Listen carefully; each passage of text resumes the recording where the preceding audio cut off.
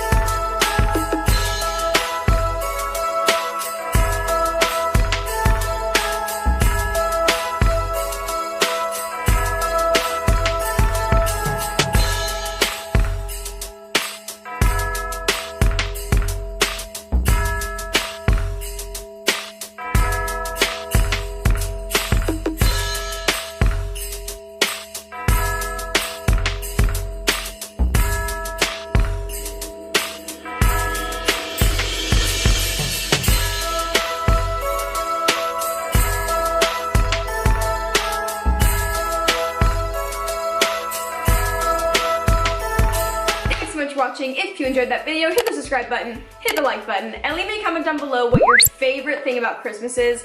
Mine's probably just the smells for Christmas, just the spirit of Jesus, and just everything about Christmas is my favorite. I don't know. Hope you have a wonderful rest of your day, and I hope to see you in my next video. Bye!